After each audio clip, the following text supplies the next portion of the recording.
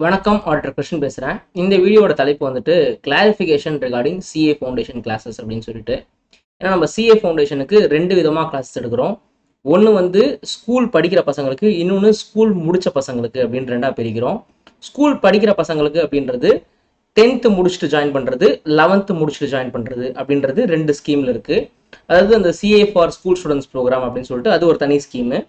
இன்னொன்று வந்துட்டு 12th முடிச்ச பசங்களுக்கு, அதாவது 12th போர்டு எக்ஸாம் எழுதிட்டு ரிசல்ட்டுக்கு வெயிட் பண்ணுற பசங்களுக்கு, ஆர் காலேஜ் படிச்சுக்கிட்டு ஃபர்ஸ்ட் இயரோ செகண்ட் இயரோ படிச்சுட்டு சிஏ படிக்கணுன்றவங்களுக்கு, ஆர் காலேஜை முடிச்சுட்டு கொஞ்ச நாள் கழிச்சு தான் சிஏ படிக்கணும்னு நினைக்கிறவங்களுக்கு, இது வந்து ஒரு சைடு. ஸோ இது ரெண்டு டிஃப்ரெண்ட்டான ப்ரோக்ராம் இருக்குது அப்படின்றது தான் மெயினாக நான் சொல்லணும்னு நினைக்கிறேன். இதை கன்ஃபியூஸ் ஆகி தேவையில்லை. ஸோ இப்போ 10th முடிச்சுட்டு அந்த போர்டு எக்ஸாம் முடிச்சதுக்கப்புறம் அந்த ரிசல்ட்டுக்கு வெயிட் பண்ணிட்டு இருக்க டைமில் அந்த 2.5 மாதத்துலேருந்தே நம்ம கிளாஸஸ் ஆரம்பிக்கலாம் அப்படின்றது ஒரு ஸ்கீம். அதுக்கப்புறம் 11th படிச்சுக்கிட்டு இருப்பாங்க, ஹாஃப் இயர்லியோ குவார்டர்லியோ தான் தெரியுது சிஏ எப்படி ஸ்கூல் படிக்கும் போதே படிக்கலாம் அப்படின்னு சொல்லிட்டு அதுவும் அதில் வரும். 11th முடிச்சுட்டாங்க, 12th போகிற டைமில் ஓகே இப்போ நமக்கு ஓரளவுக்கு பேஸ் கிடச்சிருச்சு, இப்போ காமர்ஸ்னால் என்ன, அக்கௌண்ட்ஸ்னா என்ன, எக்கனாமிக்ஸ்னா என்னன்னு தெரிஞ்சிட்டோம், இப்போ நம்ம சிஏ தான் ஃபியூச்சரில் பண்ண போகிறோன்ற போது 11th முடிச்சிட்டோம் 12th படிக்கும் போது பண்ணலாம் அப்படின்னு நினைக்கிறது ஒரு ஸ்கீம். இதெல்லாம் வந்து இந்த சிஏ ஃபார் ஸ்கூல் ஸ்டூடெண்ட்ஸ் ப்ரோக்ராமில் பண்ணுவாங்க. 12th எக்ஸாம் முடிச்சிட்டோம் சார், இப்போ வந்து அடுத்த ஒரு 8 months ஃபுல் டைம் ப்ரிப்பேர் பண்ணிட்டு நான் வந்துட்டு டிசம்பர் எக்ஸாமுக்கு ரெடி ஆக போகிறேன், ஆர் ஜனவரி எக்ஸாமுக்கு ரெடி ஆக போகிறேன் அப்படின்னு ஒரு செட் ஆஃப் பீப்புள் வருவாங்க. ஆக்சுவலி இது வந்து ரொம்ப பாப்புலர். முன்னாடி ஒரு 4-5 வருஷத்துக்கு முன்னாடி பார்த்தீங்கன்னா இந்த 12th முடிச்சுட்டு வர்றது தான் பாப்புலர். இன்ஃபேக்ட் நானும் அப்படி தான் பண்ணேன், 12th முடிச்சுட்டு வர்றது. ஏன்னா இந்த மாதிரி ஸ்கூல் பசங்களுக்கு எப்படி கிளாஸ் போக முடியும்? ஃபார் எக்ஸாம்பிள் இப்போ ஸ்கூலே வந்துட்டு காலையில் 8 மணிலேருந்து சாயங்காலம் 3-4 மணி வரைக்கும் இருக்குது. சில ஸ்கூல்ஸ்லாம் உங்களுக்கு தெரியும் காலையில் 7லேருந்து சாயங்காலம் 7 மணி வரைக்கும் எடுக்கிறாங்க. ஸோ அப்போ அப்படி இருக்கும்போது எப்படி வந்து நம்ம இந்த சிஏவும் கண்டினியூ பண்ண முடியும், படிக்க முடியுன்றது அன்னைக்கெல்லாம் பெரிய கொஸ்டின். ப்ளஸ் அதுப்போலாம் வந்து ஃபேஸ் டு ஃபேஸ் மட்டும்தான் ஆப்ஷன் அவைலபிளாக இருக்கும். ஆன்லைனு ரெக்கார்டு இந்த மாதிரிலாம் ஆப்ஷனே கிடையாது, நேரில் தான் போய் படிச்சாகணும். அப்போது சிஏ கிளாஸ் வந்து நம்ம இருக்கிற வீடு பக்கத்து வீட்டில் யாரும் எடுக்க போகிறதில்ல, அது நம்ம இருக்கிற வீட்டிலேருந்து ரொம்ப நேரம் ட்ராவல் பண்ணி போக வேண்டியதாக இருக்கும். அதுவும் சிஏ சொல்லி கொடுத்தா மட்டும் தான் சிஏ புரியுற மாதிரி இருக்கும். யாரோ ஒருத்தர் சொல்லி கொடுத்தா பிகாம் முடிச்சிட்டோ இல்லைனா ஸ்கூல் டீச்சரோ சொல்லி கொடுத்தா அந்த அளவுக்கு புரியாது. அது ஓரளவுக்கு புரியும், பட் அந்த அளவுக்கு அது எஃபெக்டிவா இருக்காது. ஒரு சிஏ இன்னொரு குழந்தைக்கு சொல்லி கொடுக்கும்போது அது பெஸ்டா இருக்கும் அப்படின்னு நினைக்கிற ஆளு. அப்போ அதெல்லாம் நடக்க வாய்ப்பே கிடையாது. அப்போ ஸ்கூல் முடிச்சுட்டு ஃபுல் டைமா சிஏ பண்றது மட்டும் தான் ஆப்ஷனா இருந்துச்சு.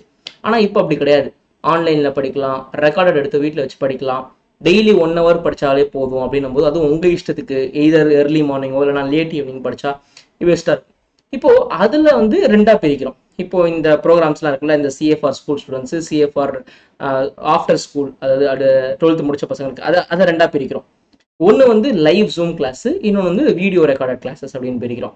இந்த லைவ் ஜூம் கிளாஸ் அப்படின்னு பார்த்தீங்கன்னா இப்போ 10th முடிச்ச பசங்க அடுத்த 2.5 மாதத்துக்கு ஸ்கூல் போக மாட்டாங்க, 11th ஸ்கூல் வந்து ஜூனில் தான் திறப்பாங்க, எங்களுக்கு வந்து ஃபுல் டே அவைலபிளாக இருக்கும், ஸோ டெய்லி நாங்கள் வந்து லைவ் ஜூம்லேயே கிளாஸ் வரோம் அப்படின்றவங்களுக்கு அந்த லைவ் ஜூமில் கிளாஸ் வரலாம். பட்டு இது வந்து ஃபுல் டைம் வீட்டில் உட்காந்துருக்க பசங்க. இதே பார்த்தீங்கன்னா 10th முடிச்சுட்டு சிபிஎஸ்சி ஸ்கூல்ஸ் நிறைய ஸ்கூல்ஸ் என்ன பண்ணுறாங்கன்னா ரிசல்ட்டே வரல, ஆனால் 11th போர்ஷன் ஆரம்பிச்சிட்டாங்க. இந்த மாதிரி பசங்களுக்கு இந்த லைவ் ஜூம் கிளாஸ் செட் ஆகாது. இப்போ ஒருவேளை வந்து அந்த ஸ்டூடெண்ட் வந்துட்டு 11th படிக்க ஆரம்பிச்சதுக்கு அப்புறம் தான் வராங்க, ஒரு மிட் டேர்ம்லையோ ஹாஃப் இயர்லியோ தான் வராங்க அப்படின்ற பட்சத்தில் ஆப்வியஸ்லி அவங்களால லைவ் ஜூமுக்கு வர முடியாது. பிகாஸ் அவங்க வந்து காலையில் ஸ்கூலுக்கு போயிடுவாங்க. ஸோ அப்போ ஏர்லி மார்னிங்கோ லேட் ஈவினிங்கோ அவங்களுக்கு ரெக்கார்டட் கிளாஸஸ் தான் பார்க்க முடியும். டெய்லி அவங்களால ஒரு 1-1.5 hour வந்துட்டு படிக்க முடியும். இப்போது ஸ்கூல் படிக்கும்போது நிறைய பேர் டியூஷன் போகிறாங்க, ஸ்கூல் என்ன சொல்கிறது மிஸ் சரியாக எடுக்கிறது இல்லை அப்படின்னு சொல்லிட்டு. இன்ஃபேக்ட் நாங்கள்லாம் வந்து இந்த சிஏ ஃபார் ஸ்கூல் ஸ்டூடெண்ட்ஸ் ப்ரோக்ராமை அவங்களெல்லாம் மைண்டில் வச்சு தான் எடுக்கிறோம். ஏன்னா ஸ்கூலில் வந்து அந்த அளவுக்கு எஃபெக்டிவாக இருக்கிறது இல்லை கோச்சிங்னு நிறைய பேர் டியூஷன் போகிறாங்க. இன்ஃபேக்ட் மாதத்துக்கு 2000 ரூபா கட்டி டியூஷன் போகிறவங்க, அதாவது ஒரு சப்ஜெக்ட்டுக்கு, ஒரே ஒரு சப்ஜெக்ட்டுக்கு அக்கௌண்ட்ஸ்க்கு மட்டும் மாதத்துக்கு 2000 ரூபா கட்டி டியூஷன் போகிறவங்க அவ்வளோ பேர் இருக்காங்க. நான் வந்து சிஏ ஃபவுண்டேஷன் போர்ஷனே, அதாவது 11th 12th சிஏ ஃபவுண்டேஷன் லெவலுக்கு போர்ஷனுக்கே 10,000 ரூபா தான் வாங்குகிறோம். அது வந்து ஆல்மோஸ்ட் 6 months நாங்கள் அதை டெய்லி 1 hour, அதாவது கிட்டத்தட்ட உங்களுக்கு ஒரு 80 hours to 90 hours கிளாஸ் அது. ஸோ அதை வந்து எய்தர் நீங்கள் லைவ் ஜூமில் இப்போ ஜாயின் பண்ண அட்டன் பண்ணலாம், ஆர் அதை ரெக்கார்டடும் பார்க்கலான்ற மாதிரி ஆப்ஷனில் வச்சுருக்கோம். இது பண்ணும்போது உங்களுக்கு ஸ்கூலுக்கு நல்லா இருக்கோ இல்லையோ, ஆனால் டியூஷன் போக தேவை இருக்காது, அது வந்து ஃபார் ஷுர். இங்கே படிக்கிற பசங்கள்லாம் ஸ்கூலில் சென்டம் வாங்கிக்கிட்டு இருக்காங்க, பட் எல்லாருமே சென்டம் வாங்கலாம்னு சொல்லலை, பட் எல்லாருமே 90+ வாங்கிட்டு இருக்காங்க ஸ்கூலில். நானும் இப்போது ரீசெண்டாக எக்ஸாம் வச்சு அந்த ரிப்போர்ட் கார்டெலாம் கேட்குறேன், ஸ்கூல்லலாம் என்ன மார்க் வாங்குறீங்கன்ட்டு. மோஸ்ட் ஆஃப் த பேரண்ட்ஸ் சொல்கிறாங்க சார் ஸ்கூலில் நம்ம பசங்க தான் டாப்பு அப்படின்றாங்க இந்த சிஎஃப்ஆர் ஸ்கூல் ஸ்டூடெண்ட்ஸ் படிக்கிறவங்க. ப்ளஸ் இவங்களுக்கு வந்து ஃபவுண்டேஷன் படிக்கிறது ரொம்ப, அதாவது எக்ஸாம் எழுதும் போது இவங்களுக்கு ரொம்ப ஈஸியாக மனப்பாடம் ஆகிடுது, எழுத முடியுது, கான்ஃபிடன்ஸ் இருக்குது. இது ஏன் சார் இப்போவே படிக்கணும் அப்படின்னா, இப்போது நான் பார்க்குறேன் இளம் கன்று பயமறியாது அப்படின்றது எனக்கு தெரியுது. பிகாம் முடிச்சுட்டு ஃபவுண்டேஷன் பண்ணுற பசங்களோ ஆர் பிகாம் முடிச்சுட்டு இன்டர் பண்ணுற பசங்களோட பாஸ் பர்சன்டேஜ் பார்த்தீங்கன்னா சிங்கிள் டிஜிட். ஆனால் ஸ்கூல்லையே சிஏ படிக்கிற பசங்களோட பாஸ் பர்சன்டேஜ் பார்த்தீங்கன்னா 66%. 66%, 60 to 66% வந்து இந்த 10th முடிச்சுட்டே ஆரம்பிக்கிறாங்க பார்த்தீங்களா, இவங்க சிஏ ஃபவுண்டேஷன் பாஸ் பண்ணுறது பார்த்தீங்கன்னா 66%. அதே மாதிரி இந்த பசங்க இன்டர் பாஸ் பண்ணுறது, இந்த ஃபவுண்டேஷன் முடிச்ச பசங்களில் இன்டர் ஃபர்ஸ்ட் டேர்மில் பாஸ் பண்ணுறது மோர் தென் 50%. அப்போது ஃபவுண்டேஷனை ஃபர்ஸ்ட் டேர்மில் பாஸ் பண்ணுறது 66%. அந்த பசங்க அப்படியே இன்டர் போகும்போது அப்படியே அதில் 50% மேலே அவங்களுக்கு வந்து ஃபர்ஸ்ட் அட்டெம்ப்ட்ல அவங்க இன்டர் முடிக்கிறாங்க. இதே அவங்க வந்து 12th முடிச்சுட்டு வந்தாங்க அப்படின்ற பட்சத்தில் 35 to 40% தான் ஃபர்ஸ்ட் அட்டெம்ப்ட் முடிக்கிறாங்க ஃபவுண்டேஷன். அண்ட் அதுலேருந்து அடுத்த இன்டர்வியூ போகும்போது 50% கீழே தான் இருக்குது. 35 to 40% தான் ஃபர்ஸ்ட் அட்டெம்ப்ட் முடிக்கிறாங்க. அப்போது இன்ஃபேக்ட் இது பெஸ்ட்டுன்னு சொல்லுவேன் நான். அட்லீஸ்ட் இவங்க ஸ்கூல்லையோ இல்லைனா ஸ்கூல் முடிச்ச உடனே வராங்க. ஆனால் இவங்களே பிகாமில் ஃபர்ஸ்ட் இயரோ செகண்ட் இயரோ தேர்ட் இயரோ முடிச்சுட்டு வரும்போது அப்போ நிறைய பசங்க டைரக்ட் என்ட்ரியில் வருவாங்க. பாஸ் பர்சன்டேஜ் வந்து சிங்கிள் டிஜிட்ல இருக்குது, டபுள் டிஜிட்ல கூட இல்லை. அப்போ பிகாம் முடிச்சுட்டு வர பசங்களோட ரிசல்ட்ஸ் அதிகமாக இருக்குதா? அதிகமாக தானே இருக்கணும். ஏன்னா அவங்க வந்து 12th 11th படிச்சிருக்காங்க, 12th படிச்சிருக்காங்க, அக்கௌண்ட்ஸ் நல்லா தெரியும். அதுக்கப்புறம் 3 வருஷம் காலேஜ் படிச்சிருக்காங்க, இன்னும் அக்கௌண்ட்ஸ் நல்லா தெரியும்ல. கிடையவே கிடையாது. நான் எழுதி தரேன் ரிவர்ஸ். 10ஆம் கிளாஸ்ல அவனுக்கு என்ன படிச்சிருப்பான், அக்கௌண்ட்ஸ்னா அவனுக்கு என்ன தெரியும், தெரியாதுல்ல. ஆனால் இந்த புள்ள 2 வருஷம் கழிச்சு ஃபவுண்டேஷன் எக்ஸாம் எழுதும் போது சூப்பர் மார்க் வாங்குது. அதாவது 300 மார்க்லாம் அசால்ட்டாக வராங்க இந்த பசங்க. ஏன்னா இவங்களுக்கு எதுவுமே மண்டேல இல்லை, அதாவது ஃப்ரெஷ்ஷாக இருக்காங்க.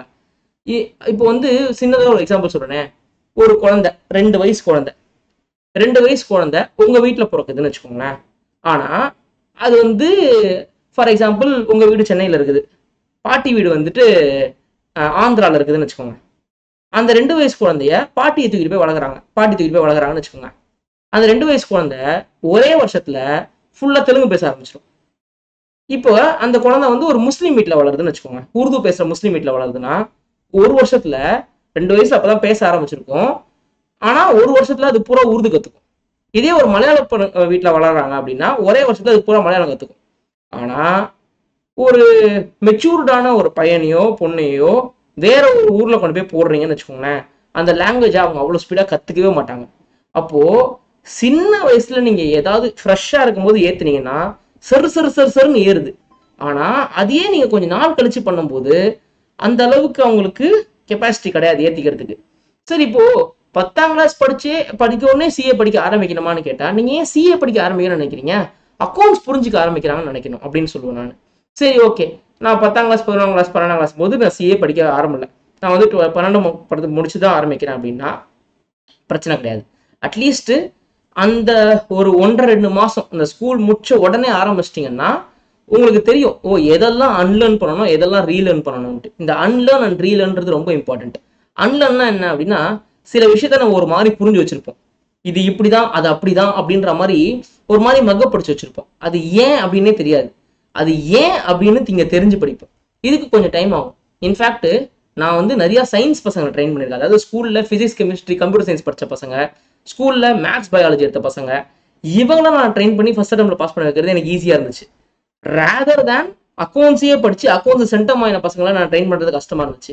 ஏன்னா அவனுக்கு அக்கௌண்ட்ஸ் என்னன்னே தெரியாது, நான் சொல்லி கொடுக்கறது அக்கௌண்ட்ஸ். அப்போ அவனுக்கு என்னால் ஈஸியா புரிய வைக்க முடியுது. ஆனா இவன் எதையோ தப்பா புரிஞ்சு வச்சிருக்கான், இதை சரி பண்றதே எனக்கு கஷ்டமா இருக்குது. ஸோ அன்லேர்ன் பண்ணிட்டு அதுக்கப்புறம் ரீலேர்ன் பண்றான். இது ஒரு டைப். ஸோ இப்போ இவங்களுக்கு பார்த்தீங்கன்னா ஃபுல் டைம், அதாவது 12th முடிச்சுட்டு வராங்க அந்த மாதிரி பசங்க 8 மாசம் ஃபுல் டைம் படிக்கணும், ஒரு நாளைக்கு 8 மணி நேரம் படிக்கணும். இதே நீங்க 10th முடிச்சுட்டு வர பசங்க ஒரு நாளைக்கு 1 hour படிச்சா போதும். ஏன்னா அவங்களுக்கு 2 வருஷம் டைம் இருக்குது, ஈஸியா பாஸ் பண்ண முடியும். டெய்லி 1 hour படிக்கணும், ஒரு 1.25-2 வருஷம் படிக்கணும். நீங்க மிட் டர்ம் எக்ஸாம் போதோ ஆஃபர்லி எக்ஸாம் போதோ குவார்டர்லி எக்ஸாம் போதோ அந்த 1 hour படிக்க தேவையில்லை, மிச்ச நேரத்துல படிச்சா போதும்.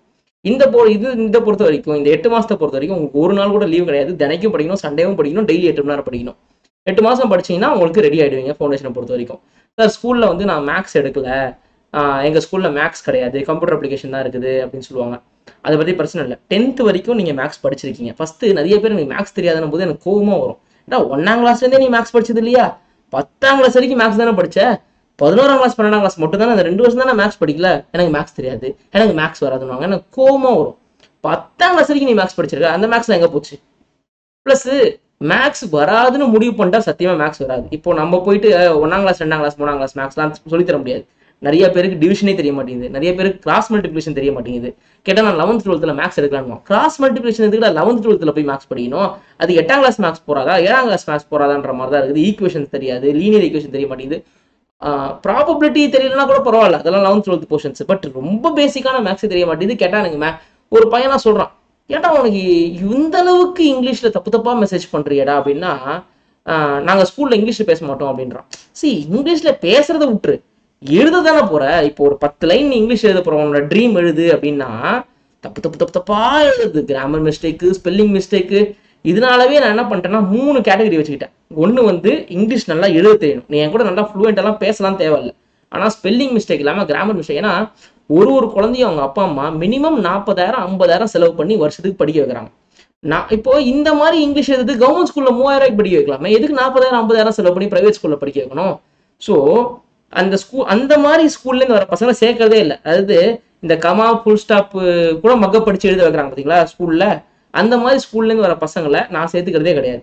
அவனுக்கு ஓனா இங்கிலீஷ்ல எழுத படிக்க தெரிஞ்சிருக்கணும், ஓனா எழுத தெரியணும், நல்லா இங்கிலீஷ்ல அவனுக்கு எழுத தெரியணும். பொண்ணோ பையனோ நல்லா இங்கிலீஷ் எழுத தெரியணும், கிராமர் மிஸ்டேக் ஸ்பெல்லிங் மிஸ்டேக் இல்லாமல் எழுத தெரியணும். நம்பர் 1, 80% மார்க் எடுத்துக்கணும், மினிமம் 80% மார்க் எடுத்துக்கணும். 10th சரி 11th சரி. அதாவது 10th முடிச்சுட்டு வர போறாங்கன்னா 10th 80% மார்க் எடுத்துக்கணும். சார் 10th போர்டு எக்ஸாமே அவங்க இப்போதான் எழுதுறாங்க, அப்போ அவங்கள எப்படி பார்க்க முடியும்னா ஹாஃப் இயர்லி எக்ஸாம்ல என்ன மார்க் எடுத்திருக்க, போர்டு எக்ஸாம் ரிவிஷன் எக்ஸாம்ல என்ன மார்க் எடுத்திருக்கன்றதை பார்த்து அதை சொல்லணும். 11th முடிச்சுட்டு வர பசங்களுக்கு 11th எக்ஸாம் மார்க் வரணும். 12th எக்ஸாம் எழுதின பசங்களுக்கு ப்ரீ போர்டு எக்ஸாம், அதாவது 10th mark 11th mark 12th pre board ஸ்கூல்ல வச்சிருப்பாங்களா அந்த மார்க்ஸ், இது மூணுத்தையுமே 80% மேல எடுத்திருக்கீங்களா அப்படின்றது தெரியணும். அதுக்கப்புறம் இங்கிலீஷ்ல நல்லா ஒரு 8 லைன் எழுதணும், உங்களை பத்தி உங்களோட ட்ரீம் என்னன்றதெல்லாம் பத்தி எழுதி அதுக்கப்புறம் தான் சேர்த்துக்கிறது. ஏன்னா எல்லாத்தையும் சேர்த்து வச்சுக்கிட்டு கூட்டம் தான் அதிகமாகுதே தவிர ரிசல்ட் வர மாட்டேங்குது. அப்போ அந்த மாதிரி சும்மா எல்லாரையும் சேர்த்து வச்சுக்கிட்டு ஒரு பிரோஜனமும் இல்லை, மனசு திருப்தி இருக்கணும்ல. இப்போ நம்ம கிளாஸ் எடுக்கும்போது அப்பா நம்ம எடுக்கிற கிளாஸ் நம்ம பசங்களுக்கு புரியுது, கேள்விக்கு ஏதாவது பதில் சொல்ல தெரியுதுன்ற அந்த திருப்தி இருக்கணும்ல. அதெல்லாம் இல்லைன்னா என்னோட ஆம்பிஷன், எனக்குன்னு ஒரு ஆம்பிஷன் இருக்கும்ல, அது வீணா போயிடும். இப்போ சும்மா கூட்டத்தை சேர்த்துட்டு என்கிட்ட 100 பேர் படிக்கிறாங்க, என்கிட்ட 200 பேர் படிக்கிறாங்க, என்ன யூஸ்? ஒரு யூஸும் கிடையாது. இப்போ யூடியூப்ல 70,000 சப்ஸ்கிரைபர்ஸ் இருக்காங்கன்னு வச்சுக்கோங்களேன், என்ன யூஸ்? இப்போ 70,000 பேர் வந்து என்ன யூஸ்? இதெல்லாம் யூஸ்ஃபுல்லா இருக்கணும்ல. இப்போ 70,000 பேருக்கு நம்ம சொன்னது போய் சேர்ந்துருக்குன்னா சந்தோஷப்படலாமே தவிர அதனால ஒரு யூஸும் கிடையாது. 70,000 பேர்ல அட்லீஸ்ட் நம்மளுக்கு வந்து 70 பேர் நல்ல நறுக்குன்னு ஒரு நல்ல ஸ்டூடெண்ட் கிடைச்சாங்கன்னா சந்தோஷமா இருக்கும். அப்பாடி 70 பேர் கிடைச்சிட்டாங்கப்பா இந்த அட்டம்ப்ட்டுக்குன்ட்டு. ஆனா வத்தலும் தொத்தலுமா என்ன சொல்றது, இங்கிலீஷ் எழுத தெரியாது, அவங்களோட ட்ரீம் கூட அவங்களுக்கு என்னன்றது தெரியாது, மார்க்கும் 600க்கு 350 400 வாங்கி வச்சிருப்பாங்க. இந்த மாதிரி பசங்களை அவங்களுக்கு பிகாம் படிக்கலாம், அவங்களுக்குன்னு சில அவங்களுக்கு தகுதி இருக்கும். ஆனா சிஏ மாதிரி ஒரு கஷ்டமான படிப்பை படிக்கணும்னா இப்ப இந்த மாதிரி ஆட்கள் எப்படி படிக்கிறப்ப எங்களுக்குலாம் படிக்க முடியாதுன்னு கேட்டா ஃபேஸ் டு ஃபேஸ் கிளாஸ் போகலாம். ஏன்னா இது ஆன்லைன் கிளாஸ். இந்த ஆன்லைன் கிளாஸ்னா மோஸ்ட் டிசிப்ளின் இருக்கணும். இப்போ நான் படினா படிச்சுட்டு வரணும், எழுதுனா எழுதிட்டு வரணும், டெஸ்ட் எழுதுனா இப்போ நீங்க டெஸ்ட்டை காப்பி அடிச்சு எழுத போறீங்களா காப்பி அடிக்காம எழுத போறீங்கன்னு எனக்கு தெரியாது. நான் இங்கேருந்து நாளைக்கு டெஸ்ட்டுப்பா நான் கொஸ்டின் பேப்பர் அனுப்பி எழுதுன்னு சொல்லணும், எழுதிட்டு நீங்க ஸ்கேன் பண்ணி எனக்கு அனுப்பணும். அப்போ நான் எப்படி பிலீவ் பண்றது? இப்போ நல்லா படிக்கிற பசங்க என்ன பண்ணுவாங்க, அப்பா நம்ம பாஸ் ஆகணும், நம்ம அப்பா அம்மாக்காக படிக்கிறோம், நமக்காக படிக்கிறோம் அப்படின்வாங்க. இதே நல்லா படிக்காத பசங்க மார்க் வாங்கணுன்றதுக்காக வெறும் காப்பி அடிக்கிறாங்க. இது நடந்திருக்கு, இது முன்னாடி அட்டம்ப்ட்ல நடந்திருக்குது. அதனாலேயே இந்த கட் ஆஃப்லாம் வச்சு நான் ஃபில்டர் பண்ணிட்டேன். போதும் நம்ம அகாடமியில் படிக்க வர பசங்களுக்கு அந்த மெரிட் மாதிரி இருக்கட்டும், அதாவது இங்க சேர்றனாலே இந்த குவாலிஃபிகேஷன் இருக்கணும், ஒரு மெரிட் மாதிரி நம்ம ஒன்று செட் பண்ணுவோம். நமக்கு வந்து என்ன சொல்றது, இப்போ காசு கொடுத்தா எல்லாரும் சேர்த்துக்கிறாங்க, எவ்வளோ பர்சன்டேஜ் மார்க் எடுக்கிறவங்க கூட கேட்க மாட்டாங்க, காசு கொடுத்தா எல்லாரும் சேர்த்துக்கிறாங்க. அது மாதிரி இருக்கக்கூடாது. இங்க சீட்டு கிடைக்கிறதே ஒரு குதிரை கொம்பா இருக்கணும். அதாவது என்ன சொல்றது, இந்த இன்ஜினியரிங்க்கு ஒரு ஐஐடி அந்த மாதிரி நம்ம ஒன்று செட் பண்ணணும். ஆனால் எடுக்கிற ஃபேக்கல்ட்டி எல்லாமே சார்ட்டர் அக்கௌண்டன்ட்ஸ், பசங்களுக்கு புரியுற மாதிரி இறங்கி சொல்லி தர போறாங்க. அப்போ எந்த அளவுக்கு கேள்வி கேட்டாலும் சொல்லி தரதுக்கு ரெடியா இருக்காங்க. ஆனா நம்ம ஒரு குவாலிட்டி செட் பண்றோம், நம்ம குவாலிட்டி பெஞ்ச் மார்க் செட் பண்ணும்போது வர பசங்களும் நல்ல பசங்களாம் எடுத்து கொடுப்போம், நம்ம டீச்சர்ஸ்க்கும் சாட்டிஸ்ஃபேக்ஷன் இருக்கணும், பாஸ் பர்சன்டேஜ் நல்லா வரும் அப்படின்றதுனால நான் இது பண்ணியிருக்கேன். அதனால யாரும் கோச்சிக்காதீங்க, இது யாருக்கும் மனசையும் புண்படுத்துறதுக்காக இல்லை. எங்களுக்கு ஆன்லைன் கிளாஸுக்கு இந்த மாதிரி பசங்க வந்தால் தான் கரெக்டாக இருக்கும்னு நினைக்கிறோம். மற்றவங்களாம் ஃபேஸ் டு ஃபேஸ் கிளாஸ் போகலாம். அண்ட் இன்னொன்று என்னன்னா, இப்போ நிறைய பேர் எனக்கு வெளியூர்லேருந்து மெசேஜ் பண்ணுறாங்க, நிறைய கேர்ள்ஸ் பேரண்ட்ஸ் மெசேஜ் பண்ணுறாங்க, கேர்ள்ஸோட அப்பா அம்மா. அவங்க சொல்றதெல்லாம் என்னன்னா, சார் பொண்ணு கண்ணுக்கு எதிர்க்க வீட்டில் உட்காந்து படிக்குது சார். டெய்லி படிக்குது, 8 மணி நேரம் 9 மணி நேரம் படிக்குது. ரொம்ப சந்தோஷமா இருக்குது நாங்கள் பார்க்கறதுக்கு. ஏன்னா இப்போ இவ்வளோ நான் ஹாஸ்டல் அனுப்புவதான் எந்த அளவுக்கு ஃபுட் நல்லா இருக்கும், இல்லை எந்த அளவுக்கு சேஃப்டி இருக்கும்னு தெரியல. வயிற்றுல நெருப்பு கட்டின உட்காந்து வேண்டியிருக்கு, தினம் ஃபோன் பேச வேண்டியிருக்குது. எல்லாமே கொஞ்சம் மாதிரி பயமாகவே இருக்குது சார், டென்ஷனாகவே இருக்குது. ஆனால் இந்த மாதிரி ஆன்லைன் கிளாஸ்லாம் வரும்போது, ஏன்னா நிறைய பேர் வந்து ஃபவுண்டேஷனை வந்துட்டு ஃபேஸ் டு ஃபேஸ் கிளாஸில் வேற எங்கேயோ போய் படிச்சுட்டு அதுக்கப்புறம் என்கிட்ட ஆன்லைனில் சேர்த்து விட்ருக்காங்க. இந்த வருஷம் அவ்வளோ ஹாப்பியாக ஃபீல் பண்ணுறாங்க. அண்ட் அவங்க பாஸும் பண்ணுறாங்க. நிறைய பேர் ப்ரீவியஸ் நான் பேசி வீடியோஸ்லாம் போட்டுருப்பேன், நீங்கள் பாருங்கள். பேரண்ட்ஸ் கூடலாம் பேசி அடிக்கிற வெயில், இப்போ சென்னையெல்லாம் எடுத்துக்கோங்க, சரியான வெயில். எல்லா ஊர்லேயும் பயங்கரமான வெயில். அப்போது அவங்களுக்கு தேவையான ஹைட்ரேஷன் இருக்கணும், நல்ல நீராகாரம் இருக்கணும், நல்ல ஃபுட்டு சாப்பிட்ணும், ஃபுட் பாய்சன் ஆகக்கூடாது. அது மாதிரி நிறைய விஷயங்கள் இருக்குது. அதே போல் இந்த வைரஸு, சிக்கன் பாக்ஸ், இதெல்லாம் இந்த பசங்களை அஃபெக்ட் பண்ணும். அட்லீஸ்ட் இது எல்லாம் வீட்டில் இருக்கும்போது நடக்கலாம். ஆனால் அட்லீஸ்ட் அம்மா அப்பா கண் பார்வையில் இருக்கும்போது இது ஒன்று. ரெண்டாவது, ஹாஸ்டலுக்கு கிட்டத்தட்ட ஒரு 5 மாதம் தங்குறாங்க, 6 மாதம் தங்குறாங்கன்னா மாதத்துக்கு 15,000 ரூபா செலவாகுதான் ஹாஸ்டலுக்கும் சாப்பிட்றதுக்கு மட்டும்.